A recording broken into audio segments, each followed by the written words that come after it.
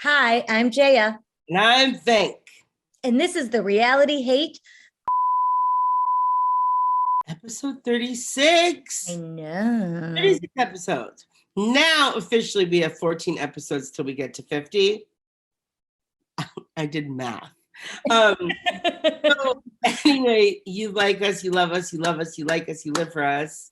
So, why don't you tap that like button because you're going to like this video. Also, smash that subscribe button and then click the notification button so you can be notified when we have another episode coming. Okay? Today, we're going to chit chat about the Real Housewives of SLC and Reunion Part 2 of the Real Housewives of Beverly Hills, y'all. Recap. I think we should get into SLC. Are you ready, boo-boo? I'm ready because SLC is pretty fast. I mean, stuff happens, but not a ton. We haven't gotten to the goods yet, like we have with the Real Housewives of Beverly Hills. So, we open with Lisa and Whitney working on their friendship. What kills me about this scene is that Lisa claims she's never worked out. I don't believe her. She's like, I've never, because she has like muscle definition. She has muscle definition. She has a flat stomach. She claims she eats tons of fast food. You're lying. She's like, I want to be the normal girl. I want to be the girl next door. She thing about it, about how she was resentful of her husband going to the gym, and she gave up going to the gym because she needed to spend time with her children. And so, once they talked about it, she was fine, but she doesn't work out. She's lying. She is lying. She probably has a mirror. I don't know, like the workout mirror. She's lying. I don't believe her. Right? That annoyed me. Yeah. No, Lisa's also the kind of girl that would be like, I just don't get along with other girls. Yeah, she's one of those girls. The worst kind. I don't get along with other girls. Like, I'm a guy's girl. I'm a guy's girl. You're a shady bitch who can't be trusted. Exactly. Trigger. I mean, not a trigger. Red flag. Red flag. She also, they give each other, because they're doing the ribbon yoga, what have you. They give each other stripper names, or they come up with stripper names. And Whitney's is, I forget what it is. It was something dumb, but it sounded Randy Star or something like that. And then something Aladdin Jasmine. Jasmine. Yeah, Jasmine on the carpet, on the magic. Jasmine on the carpet. I'm Jasmine. Hey guys, how's your voice? Hey guys. I'm Jasmine on the Aladdin carpet. I'm Jasmine on the Aladdin carpet. Oh my God. Yeah, that's what I am. Can you do it one more time, please? I'm Jasmine on the Aladdin carpet. Yeah, Whitney, that's what I am. The best impression. Also, I don't work out, but I do. That was a really good Lisa Barlow impression. Thanks. They call you the original Lucille Ball.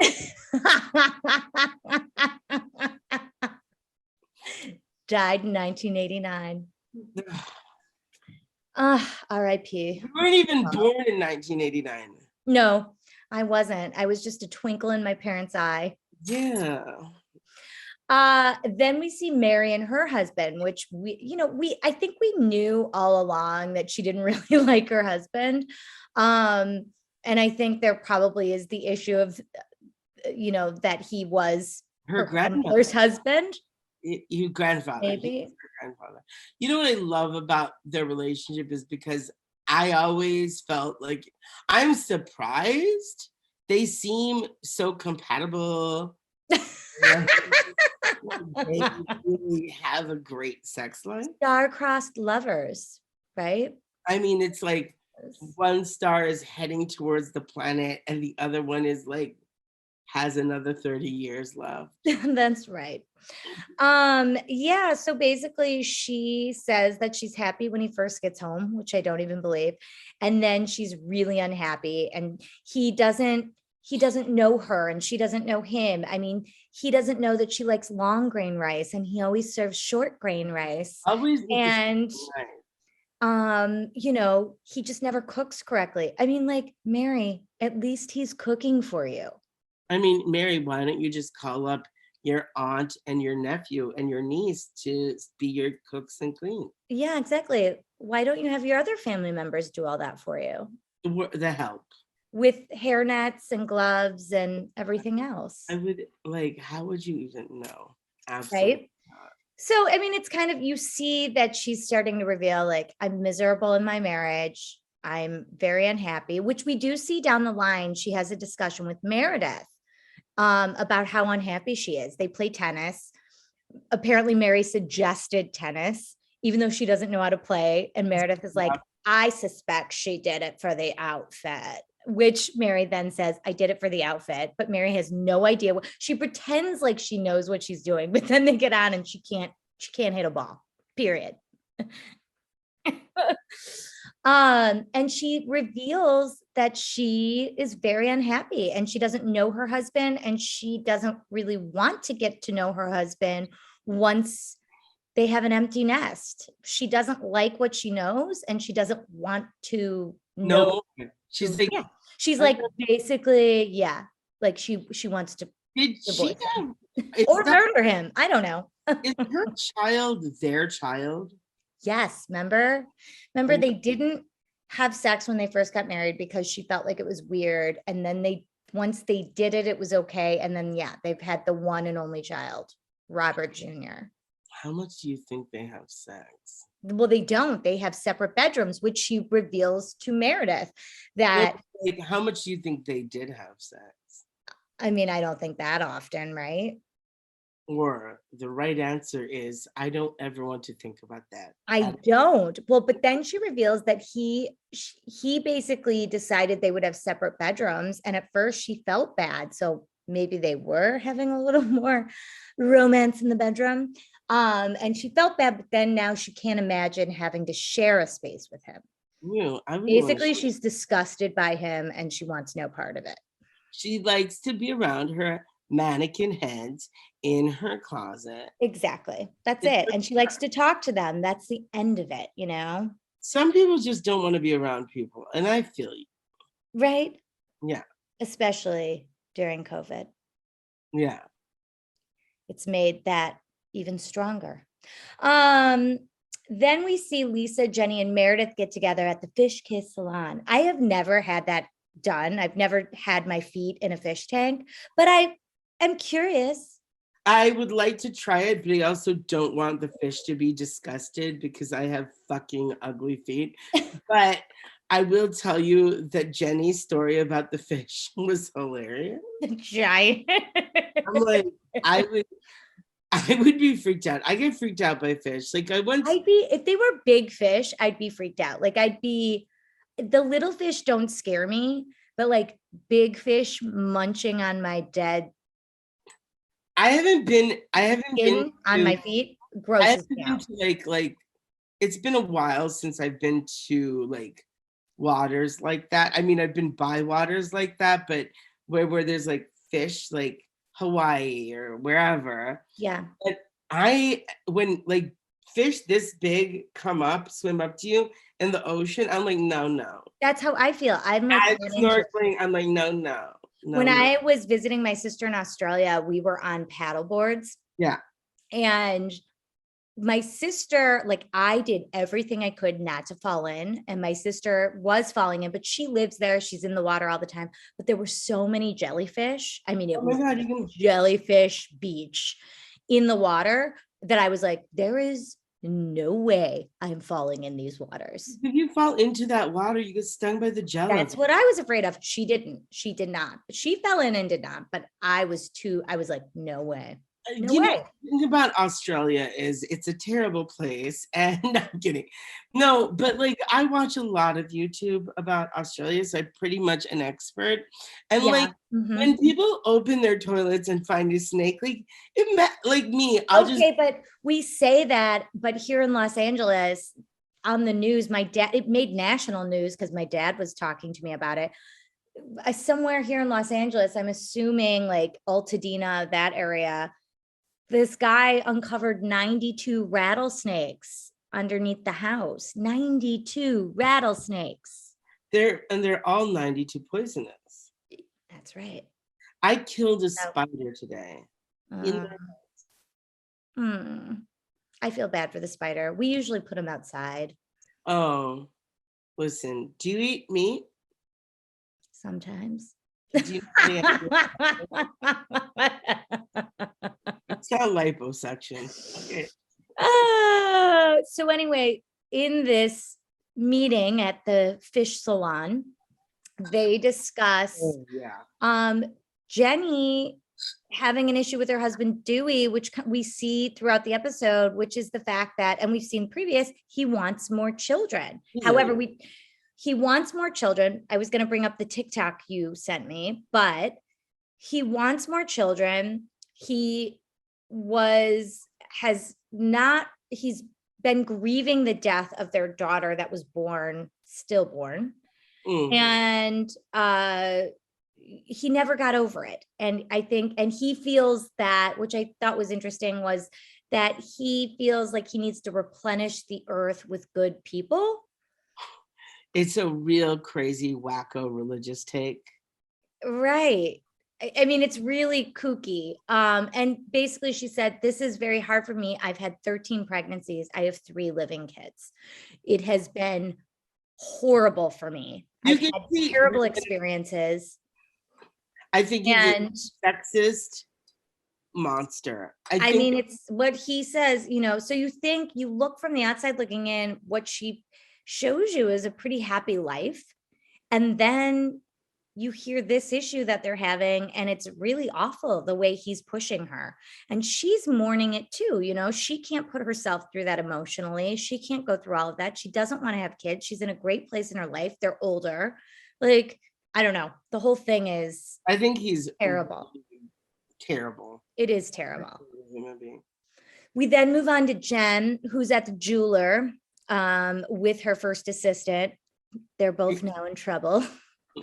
Wanting to spend some stolen money. I would think her first, allegedly, I would think her first assistant would be a bit like more fabulous. I know, Stu does. Just like, okay. If I'm gonna have an assistant, like I had the Karen. Yes. I had the one assistant who's just like terrifying. The last one was great. Yeah. I want to get somebody kind of cool and interesting. Well, maybe she thinks Stu is cool. I don't know. Either way, they are there to spend stolen money and get the women necklaces to prove she wants to gift them, because that's her love language, something that shows that she is growing and going to be a better friend. My love language is not stealing from other people. That's right. Also not using that stolen money to be generous. Right. So they suggest a snake, which I thought was stupid, a snake ring, where she makes a few jokes, right? The skin. And then she decides on a snowflake because everyone is different, and she's spending about $3,000, $25,000 to buy these women these necklaces, which is very nice. I've had a friend gift me a very generous, beautiful necklace before. I just can't imagine it. You can't? No, because it's like, how could somebody just give you something so expensive? It just makes you feel so bad. It's just I know, right? Yeah. So you've no, that you just happened upon, right? Yeah, I found out right next to my car. Lord knows I wouldn't buy one for myself. But I have delicious friends. So yes, I did buy this for myself. What is that? I can't even. Oh, it's an M. M. Yes. Oh, very nice. Because I'm a homosexual. Very nice. Thank you. We then see quickly Heather's daughter who's deciding between schools in California, UCSB and San Diego State. And then Heather tries to have the birds and the bees talk with her daughter, and she really struggles with it. She's like, when the piranhas get together, there's a feeding. Oh, and I think she can say to the audience, like, I want her to understand the difference between, I want her to not understand the difference, but I want her to understand consent, and I want her to understand desire, and I want her to be able to make her own decisions and be responsible and be confident. But then when it comes to the discussion, she can't get there. But her daughter gets it. They've had this discussion. Her daughter understands what she's saying. And it seems like she has a good head on her shoulders. So we'll see. Listen, I get where Heather's coming from. I am a proponent. I second that. Like when you are like told not to do this or not to do that, what do? You do it. Right. Well, but she really struggled with it. She feels this way, but saying it to her daughter was really hard for her. Yeah, I know. I would feel the same way too. But the right thing is like, hey, you got to know what consent is. You also have to know what if you're going to have sex for the first time, it's not going to be with the one that, hopefully it's not going to be the one that you're going to. Yeah, I mean, people do that. People do that. That would not be cool. But at least it's with somebody that you kind of like, and then you pull down their pantaloons and then you see if it's working. It doesn't, kind of two pump chump. And then you're like, okay, we're going to be really good friends now. Well, she basically ends the conversation with, don't get a disease or get pregnant, which don't. Advice. That's what you should not do.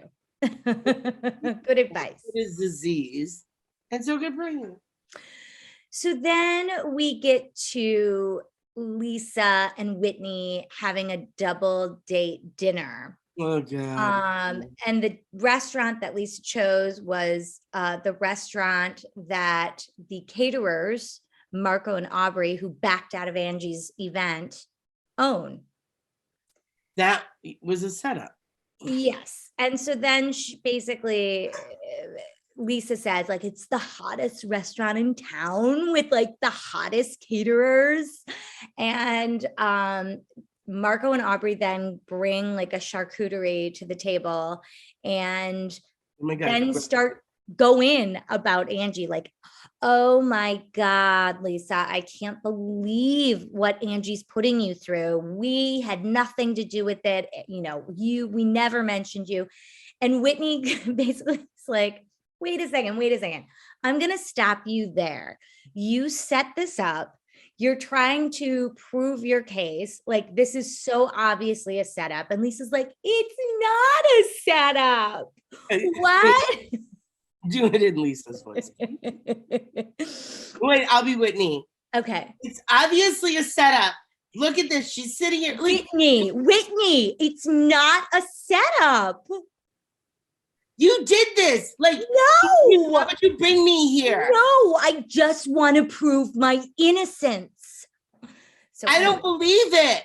But we have to start from here. We cannot bring up the past. You do a great Whitney. We cannot bring up the past. Yeah, she has the loose tongue, the past. Yeah. Like, I do, like, maybe she had a lisp at some point. I do really good impressions of I do a really good impression of Joy Behar. Oh. Where she does the joke and she goes like this. I'm looking for the joke. You do. Do you laugh?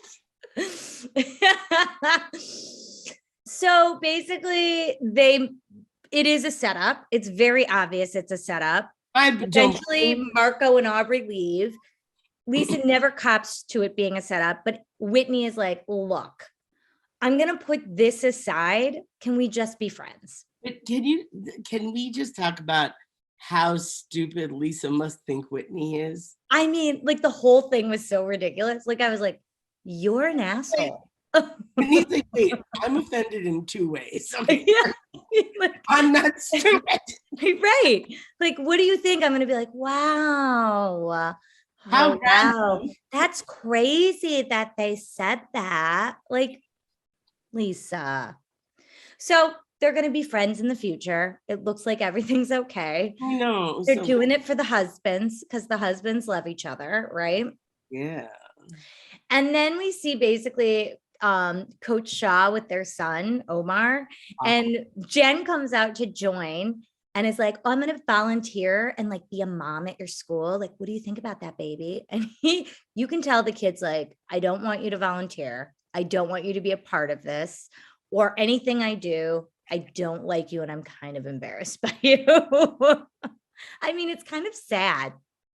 I mean, he was not very communicative. No. I'm like, how is he in all those AP classes his dad has to translate for him?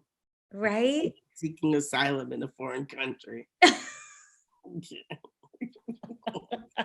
Boy, use your words. Okay. You in AP English?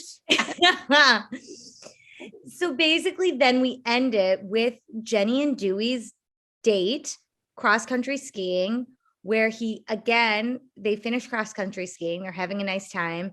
They sit down and have a conversation, and it is about having more children.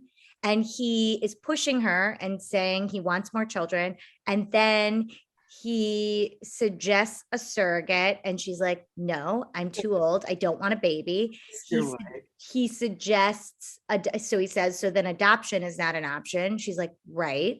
And he's like, so how about a sister wife? And she's like, are you joking? His grandpa He's did it. like, it's very common in our culture to have a sister wife. Why not? And she's like, I am furious with you. And she storms off, and I don't blame her. Like, I would probably like, what's the problem? It's murder. I mean, I wouldn't even know what to say. I'm like, okay, first of all, this is like a bad segment of the Joy Luck Club. My freaking God. Even though it's Vietnam. It's Vietnam. I mean, but if you think of it like in Asian culture, it's actually not, because guess what? It happens in India, it happens in China, it happens in Vietnam, it happens in Sri Lanka, it happens in It happens everywhere. So, well, in the United States and Mormon culture. It's very, very specific, like the sister wife thing with the five wives. There's a lot, like in Indian villages. Right. It's like trying to make sure you know that I'm not ignorant. You're not. Well, then let's quickly. I have like a Chinese friend. Before we jump into Beverly Hills, why don't you quickly talk about that TikTok you sent me? Oh, which one? The family member of Jenny. Oh my God. So Jenny's, I guess it's like cousin's kid or like a sister's niece. kid. It might even be a niece. It's a niece.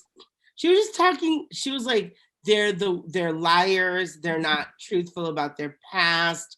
They're not. Jenny claims she came from nothing. It's not true. So she's saying that they're all just lying and faking their storyline. They're not. Nothing is real when it comes to them. It's all smoke and mirrors. So and I think like TikTok's amazing. Yeah. Mm-hmm. And I believe TikTok. I mean, so the Brian Laundrie drone, where someone flew a drone over the garden bed and there was a hand that came out of it, supposedly. Do you believe that? Yeah, I believe that. Bunker under the garden bed. Now look. Yeah, exactly. But that's for our other show. Going to be on Ruckus Avenue Radio. Sorry, Not Sorry, starring Jaya and myself. Yes. We'll talk about that. Shall we move on? Yes, let's recap. Beverly Hills Reunion Part 2. So we just watched it, you and I. Yeah, we just watched it, fresh in the brain. That's right. Not really. I mean, we start off with our beloved Erica Jane being lambasted. No. Lambasted. Lambasted, is that proper? With questions? With questions, and they open with, okay, your husband was cheating. You know of 3 women he was cheating with. Did you cheat? And she says, not until she filed for divorce. What do you believe? I'm confused because she really painted a picture of happiness before. So I'm not complete. The story she told today, I'm still not completely convinced is the truth. And so I don't know, maybe, I mean, then they show that picture of when they were auctioning off everything in his desk and they found that lingerie, but that could have been for her, right? That could have been for Erica. I think she does a lot of things to make sure the audience is on her side. Yeah. So I don't know, like that is my line. She could be like, that's my lingerie. maybe she did, but but who did she cheat with right after she left her husband? She left it. Right. But she says she was faithful until she filed for divorce. So with who? I want to know with who. With do you think Erica's pretty? I've thought that she was attractive, but in this reunion, I do not think she looks great. Like, what's going on with her? Her face is really puffy, like she's had a lot of injection. Like, I don't know. But I don't want to like attack her, whatever. But like, no, I just asked if no, just generally, is she a pretty person? Well, no, I think she's an ugly person, like by the way she behaves. No, but visually speaking, like if you think about, I'm talking about like a greater picture here. Beverly Hills, like the women of Beverly Hills, like the women I'm talking about. They're also the Brentwood Village women. You know that, like, where's that Brentwood farm? Like Brentwood. Oh, you mean what is that farm and fleet? What do they call it? Yeah. Yeah. In Brentwood. Okay, so like, or you go there, or you go when you're in the Pacific Palisades and you go to that one little like village area, or you're in Beverly Hills and you go to that one little area. Like, are these people? I think she probably was pretty, but she's had so much work and injections and fillers that I personally feel when you have too much, it takes away from your beauty. Let me tell you something. I walked in a room today with nothing but women with the same plastic surgery. 5 women. They were different ethnicities and they all looked like. I mean, welcome to LA. Like, I feel like when I first moved here, I was like, wow, whoa, whoo, yikes. But now I'm not even fazed by it. It's like so common. Today was a very specific day for me. So I was just like, it was also like 9 in the morning. It was at like 10 in the morning. So it's like, I didn't drink enough coffee. I drove to Beverly Hills. I had to go into a working situation. And it was in that situation where I'm just like, look at all these people that look like this. It's just like so much. So much. Oh my. So much. The lips are the lips are always what really give it. Oh my God. They never look good. And they're always like licking them because they're numb. They never look good. Anywho, and then they kind of like they do like a replay of Erica throughout the season, basically praising her husband and how happy their relationship is and how wonderful it was in lockdown. And then like, I'm filing for divorce, which I found interesting. It's like, yeah, Erica, like what? But she defends it and says that she showed the best of Tom and she was kind of protecting him. Yeah, and then they go out and talk about his mental capacity, and I'm like, yep, they replayed that video of him regaling that story or whatever, and it was Kyle. Kyle's like, and then Erica's like, yes, Kyle, tell the story. So right. Like, my friend said that her dad's brother acted the same way. Right. But what I found interesting was Crystal's father suffered from Alzheimer's and dementia, and she said nothing. She was quiet. She's like, I'm Crystal Minkoff. She's like, can you feel the love tonight? But I think she doesn't believe Erica fully. And so I think she just kind of keeps her mouth shut and stays out of it. Crystal is smart. Yes. Crystal knows what she's like, I am not here for this. Right. Because at the end of the day, like, Crystal's there, but she's still, she has a couple more seasons. If she doesn't like shape up for next season and get and play in the mud, she's gonna get ousted. But like you get 1 to 2, you get 1.5 seasons to be like The behaving. one that doesn't get in trouble. Yeah. Then if you don't, everyone gets their feet held to the fire at some point. girl, Right. if you don't, I know. You won't be on the show. And we don't fail. Well, I mean, that's okay because she's married to Rob Minkoff.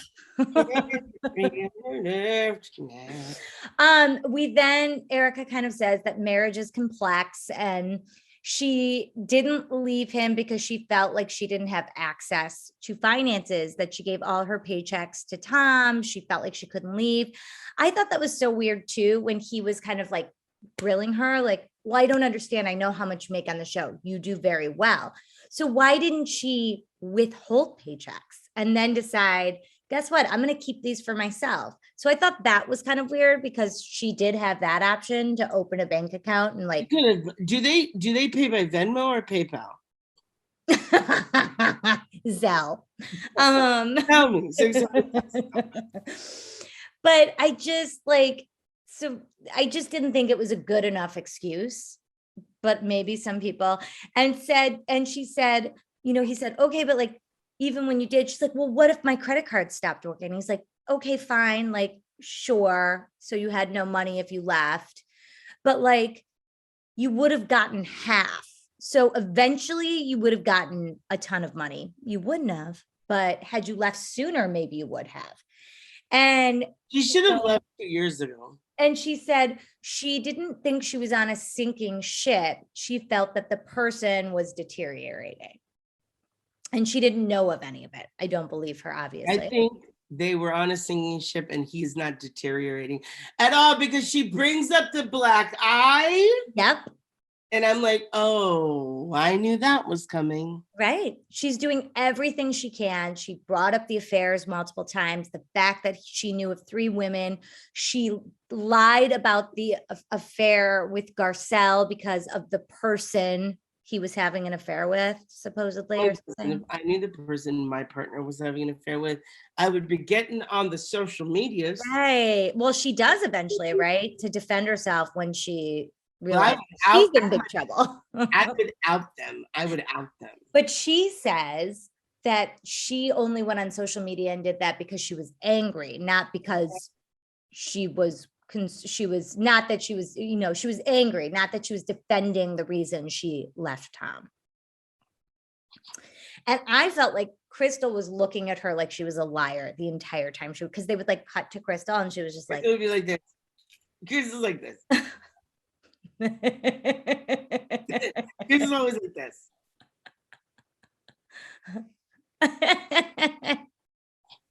Yes.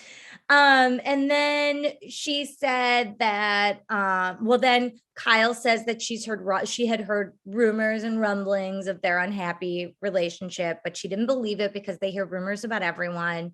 But then it kind of, she pieced it all together and eventually it made sense. And then they discussed the panties and lingerie that was auctioned off, that was in Tom's desk at his law firm. I don't know. I'm like, she's like, they were not mine. How do you know? They were unused. They still had tags on them. They could have been for you for Valentine's Day. Like, not a good enough excuse. You know what I'm saying? Were they La Perla?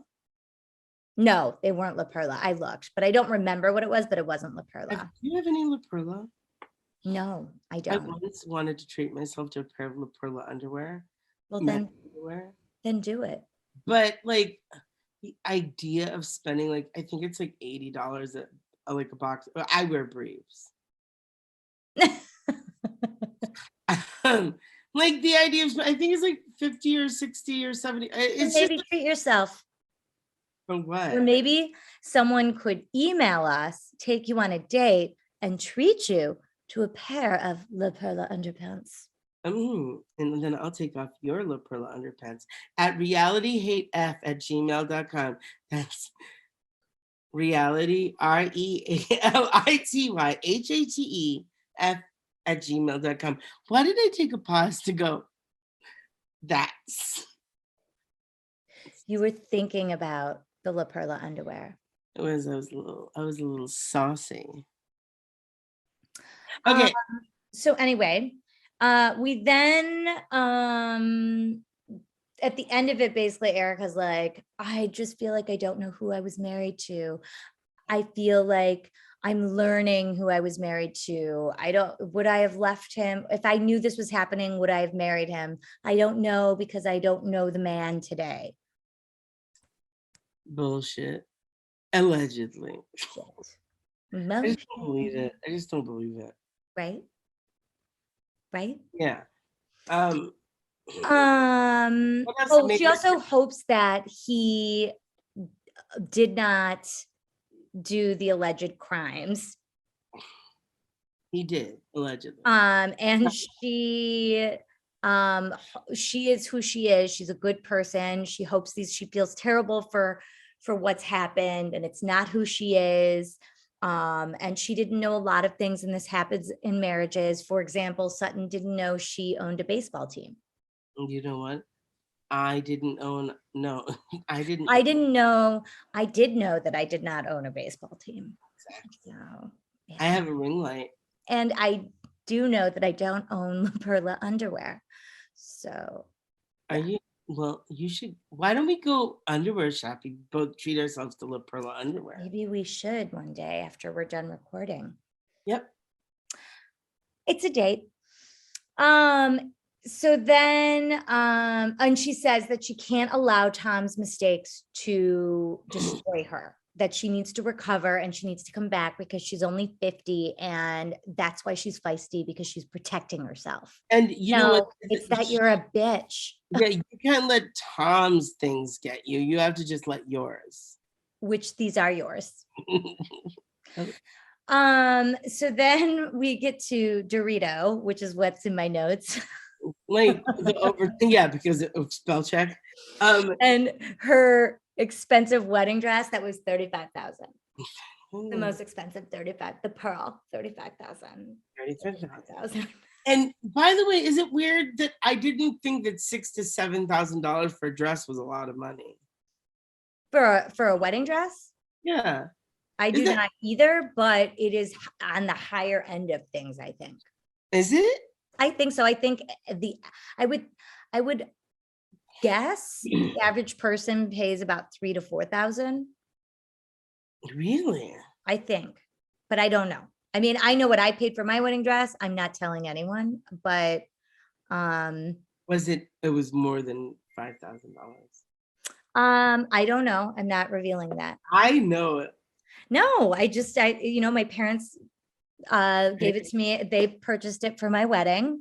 And because Jay is a fancy lady. No, it's just not to be discussed. I mean, because that's personal. Nobody wants to talk about how much they spend. I'm kidding. I already know that you got it off of Wish. I did.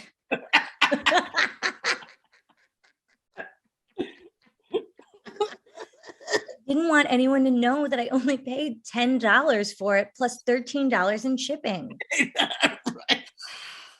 Have you ever bought anything off Wish? Because I but I did download the app and like fill an entire basket and then never bought any. I bought so much shit off of Wish.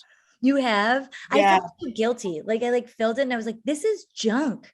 I'm not doing this. And so then I never purchased it. It was just disgusting. Was it all junk? Like I wanted weird shit. So I got I'll get a $1 head massager. Did any of it work? Absolutely not. I did. I spent like hours scrolling it, putting stuff in, and then I was like, what am I doing? But also the shipping. Like I'm spending $25 and $45 on shipping. I know. It's the worst. Right. So then they discuss Dorit being long-winded. She feels she's long-winded, but she doesn't hijack the conversations. That's because she is the plane. Okay. Mm-hmm. And Garcelle's like, yeah, no, you're long-winded. Crystal, they bring up the argument between Kyle and Dorit on the airplane, and they're like, well, Crystal, Andy's like, Crystal, you were in the middle. Like, whose fault was it? She's like, I'm going to give it 50-50. Crystal. I like Crystal. I just wish I she's like trying to Crystal. stay out of the I want to drama. see more of you, Crystal. I don't want you to be canceled. No. Listen, see, in the reality TV world, your job is to do the things in the real world that will get you canceled. Because in the reality world, they'll get you a second season plus a bonus. Right. And then before you know it, you're making $1 million an episode, or you can demand to come back like Lisa Vanderpump she'll only come back if she makes what, 2 million And a she season. gets paid higher than Kyle. Right. I don't think that's She says that's not true. She said she never said that. I don't know if I believe Did her. you hear that she's the one that leaked Puppygate? She denies it. Yeah. Oh, well. She denies it. Oh. So anyway, Garcelle says, no, it was Dorit's fault. But that's because Dorit just explained that she's long-winded and she cuts people off. Then they kind of like, this is towards the end, they sort of discuss that conversation that was had where Dorit talks about how all of her help are very diverse, and people of color, and some of the people that her kids love most have darker skin. Like the people that clean the shit in my toilet. I mean, they're minorities. But Garcelle was not angry at her for that conversation. She feels like it was a tough conversation, but it was a good conversation. That's when Kathy Hilton was like, I grew up with Michael Jackson. I grew up with Michael Jackson and we didn't see color. I'm like, I know that Michael Jackson didn't see color. Kathy, you need to get out of 1982. Okay. Michael Jackson and I were dear friends. She can say nothing wrong. I love her. I love her. We love her. We learned quickly that Amelia called it quits with Scott Disick, blah, blah, blah. Nobody cares. And then we get to Kathy, which like that whole thing made me cry, like very emotional. She was very emotional. She's very happy to be reunited with her sisters. I mean, their relationship means more to her. She said, it was very hard for her to watch Kim sort of unfold. This was here. Sorry, I'm trying to look at a note that I wrote. Okay, yeah. So it was tough, I think, for Kathy, because she was those two were a lot younger than her. Right. So she was closer to her mom. Right. And that, I think, it was like watching your children fall apart on camera. Yeah, I think that was one of the big reasons. I think All American Girl was no, not All American Girl. That's Margaret. All American Fam, whatever. It was on Paramount. Yeah, I did not like it. I didn't either. I tried and I just couldn't get into it. I think Kathy Hilton's best work was always on screen, especially in Halloween Kills. You mean Kyle? Kyle, sorry. Kathy could never. You mean not The Watcher in the Woods? Because that's a good one. Wait, Kyle was in The Watcher in the Woods? Yeah, she was the girl. Wait. What's The Watcher in the Woods? It's this movie on Disney when I was a little kid, and it's like really creepy. I never saw it. Sorry, I thought you were talking about another Escape to Witch Mountain or Return. No. That's Kim. This family. I know. Well, she said, watching that was really hard, and she was really upset by it that all unfolded on camera. However, she learned that once you take a step back and you really look at it, she hopes that it can help other people that are going through this, that you pick up the phone, that you call, you don't let time pass, and that family's really important. And she hasn't watched American Girl family because of her mom and how painful it is for her to discuss or see friends. She won't even see her mom's friends because it's so painful, because she misses her mom so much. It was so heartbreaking. We love you, Kathy. Yeah, we love you, Kathy. We love you, and we love Paris Hilton. Yes, we do. That was really how it ended. That's it. I mean, I don't know if this needed to be a full episode, to be quite honest. I think it was dragged out. I think a lot of it's to do with the fact that New York got cut short. So they needed to drag something into next. I mean, who's watching Summer Heights High or Winter House Garden? Like, nobody. We can. But anyway, listen, you need to follow us on Instagram at RealityHateF. You need to follow us on Facebook. Yes. Just our personal pages. Yes. Stop, guys. You also need to follow us on TikTok. Like Paris Hilton follows us on TikTok. You should follow us on TikTok too. Yeah, why not? RealityHateF. And also, please make sure to catch our new show, Sorry Not Sorry, on Ruckus Avenue Radio. We are taping our first episode shortly. I'm very excited. We talk about all things pop culture, so we're super excited about that. Yeah. And I don't know what else. We don't do I have any other notes? No. We're good. No? I'm Vank. I'm Jaya. Bye. Woohoo! Okay, start. Blackwater. We like it. So good. Quenches that thirst. So good.